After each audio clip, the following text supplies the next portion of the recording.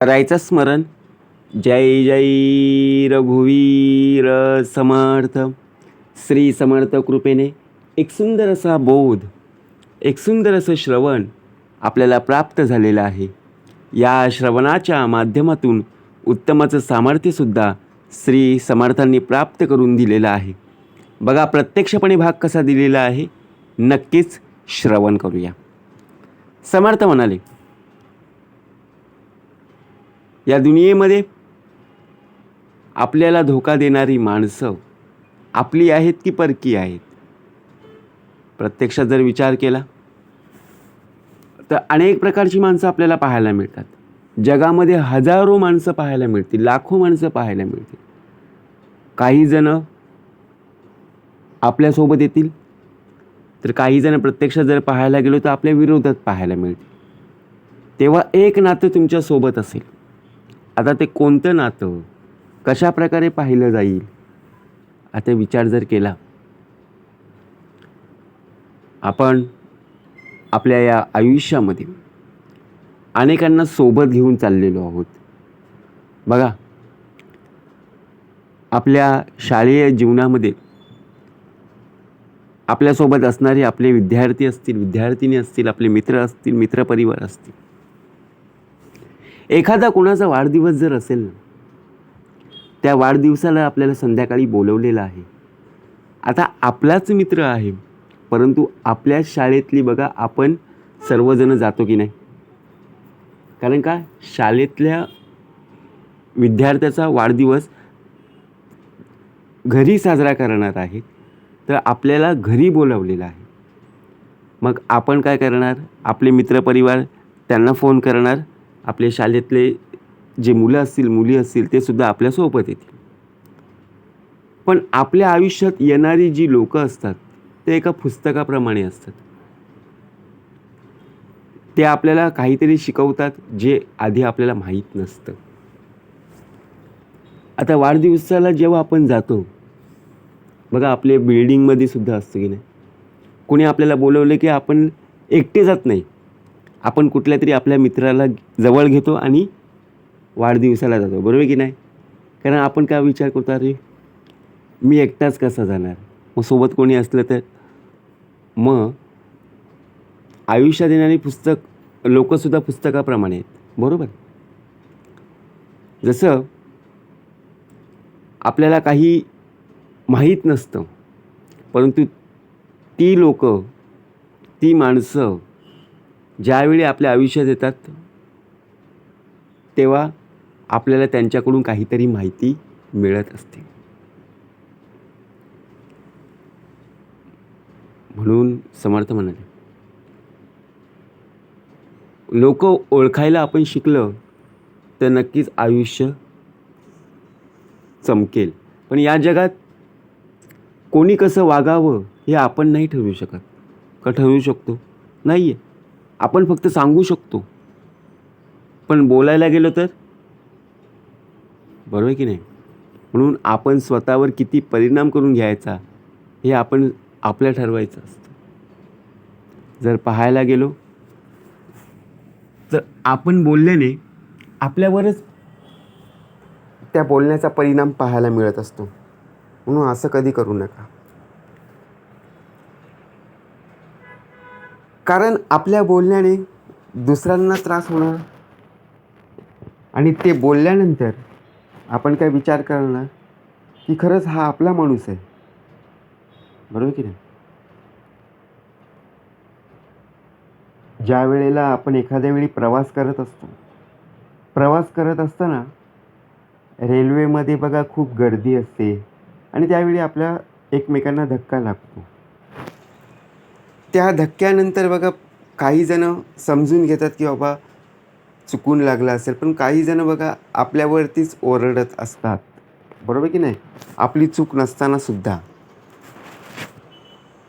म्हणून समर्थ म्हणाले, आपली माणसं ओळखायला शिक. कारण कितीही जरी आता कमावून ठेवलंस ना, तरी बाकी शून्यच राहणार आहे. संकटाच्या वेळी कामाला येते ते आपल्या कर्माने साठवलेले पुण्य. आता काय कमवायचं आहे? आपण कमवतोय काय, तर फक्त पैसाच कमवतोय. परंतु त्याप्रमाणे माणसंसुद्धा कमवता आली पाहिजे ना. नुसता पैसा कमवून उपयोगाचा नाही आहे. संकटाच्या वेळी पैसा येईलच उपयोगी, पण त्याबरोबर माणुसकी तरी असणं आवश्यक आहे. बरोबर की नाही? आपण बघा, ज्यावेळी आजारी पडतो त्यावेळी आपण एकमेकांना फोन करतो की बाबा खरंच माझ्याजवळ पैसे नाही आहेत, हॉस्पिटलसाठी एवढा खर्च लागणार आहे, तर मला कोणी मदत करेल का? आपण प्रत्येकाला फोन करतो. तेव्हा आपल्याला कळतं की खरंच की आता ज्याप्रमाणे विचार जर केला, आपलेच नातेवाईक असतील, आपले शेजारी पाजारी असतील, ते आपल्याला मदत करत नाही आहेत. मग आता परकी माणसं कोण आपल्याला मदत करणार? जर आपल्या जीवाभावाची, रक्ताची नाती आपल्याला जर मदत करत नसतील, मग माणसं केव्हा ओळखायची? कशी ओळखायची? त्याचप्रमाणे आयुष्यात जास्त वेळ कोणावरच अवलंबून राहू नका. आपल्याला एक वाईट सवय असते. आपलं उभं आयुष्य आहे ना, संपूर्णपणे अवलंबून राहून गेलेलं आहे. कारण जेव्हा तुम्ही काळोखात असता ना, तेव्हा तुमची सावलीसुद्धा साथ सोडून जात असते. आपल्यालासुद्धा कळत नाही. हां, तुम्ही उजेडात राहा, उन्हामध्ये राहा, लाईट असेल तिथे उभे राहा. तुम्हाला तुमची सावली दिसेल. भिंतीवर पाहायला मिळेल, जमिनीवर पाहायला मिळेल. पण काळोख्यात, बरोबर की नाही, अंधारामध्ये नाही, ती सावलीसुद्धा तुमची साथ सोडून देईल. म्हणून लक्षात ठेवा, आपली माणसं केव्हा साथ सोडून जातील ना, आणि ती कधी परकी होतील आपल्यालासुद्धा नाही. म्हणून कोणावरती विश्वास ठेवायचा नाही. आपण सर्वात जास्त जर विचार केला,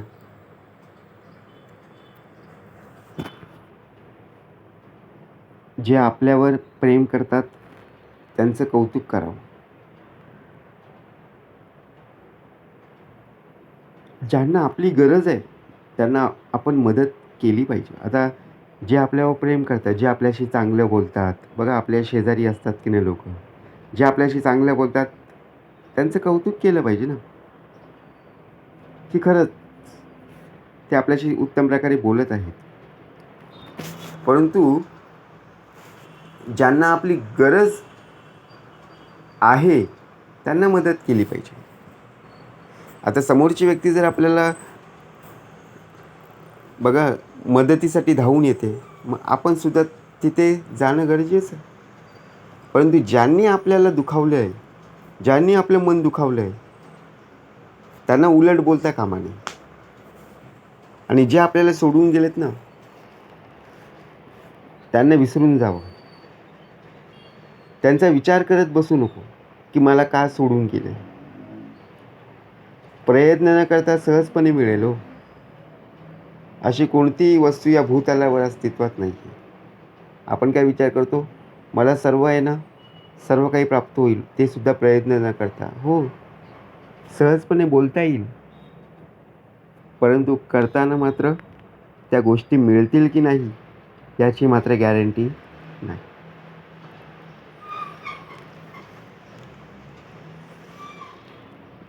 म्हणून नशिबात जे लिहिलं आहे ना, तेच होणार आहे. उगाचच नको त्या गोष्टीचा ताण घेऊन सुंदर आयुष्य रडण्यामध्ये घालवू नका. आपल्याला उत्तम प्रकारे आयुष्य प्राप्त झाले, परंतु आपल्या नशिबात जे लिहिलं आहे ना, तेच होतं आहे. आपण किती बघत बदलण्याचा प्रयत्न केला तरी ते बदलत नाही. मग आयुष्य इतकं सुंदर असताना त्याला आता अजून कसं सुंदर बनवता येईल याचा विचार केला पाहिजे ना. नशिबात दुःख लिहिलं आहे, दुःखाचा दिवस आपल्याला पाहायला आहे, म्हणून रडत बसू नको. त्याच दुःखातून सुखाचा दिवस कसा पाहायला मिळेल याचा विचार कर ना. यासाठी प्रयत्न कर, मग नक्कीच तुला सुखाचा दिवस पाहायला मिळेल. पण आपण काय विचार करतो की खरंच आपल्याच माणसामुळे आपल्याला दुःख झालेलं आहे, म्हणून कौतुकाच्या फुलामागे स्वार्थाचे काटे असू शकतात, ते ओळखता आले पाहिजे. एखादं फूल आहे बघा, गुलाबाचं फूल असतं. त्या गुलाबाच्या फुलाला, त्या फांद्यांना बघा काटे असतात. फूल काढायला गेलो की ते पहिले काटे लागतात. तसंच करवंद असतात बघा, त्या झाडावर उत्तम प्रकारे पिकलेली करवंद पाहायला मिळतात. पण ती करवंद जेव्हा आपण काढायला जातो त्यावेळी प्रथमतः ते काटे केव्हा आपल्याला लागतात ना कळतसुद्धा नाही.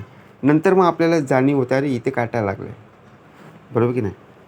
परंतु त्या करवंदाचा गोडवा आपल्याला पाहायला मिळतो आणि त्यातला आनंदसुद्धा आपल्याला पाहायला मिळत असतो. म्हणून मनुष्याच्या बाबतीत वाईट सांगणं, वाईट बोलणं हे आता लोकांमध्ये खूप पाहायला मिळत आहे. दुसऱ्यांच्या बाबतीत बोलायला लोक फार बसलेली आहेत, पण वाईटात चांगलेपणा शोधणं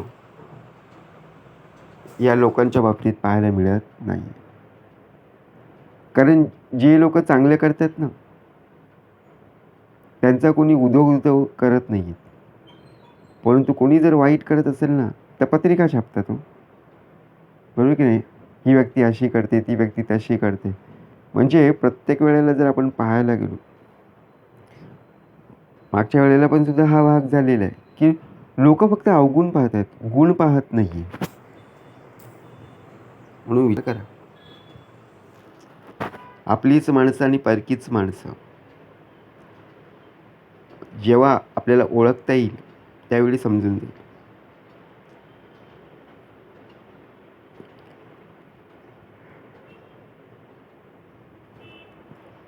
आवडत्या कामाचं कधीही ओझं वाटणार नाही. कारण बघा, ज्या वेळेला कोणी आपल्याला बघा आंब्याची पेटी दिली, ती कितीही वजनाची असो, परंतु आपल्याला आवडणारे आंबे बघा ते वर्षातून येत असतात, बरोबर की नाही. मग ती आंब्याची पेटी उचलायला आपल्याला ओझं वाटेल का? नाही आहे. उलट आनंदाने उड्या मारत जाऊ.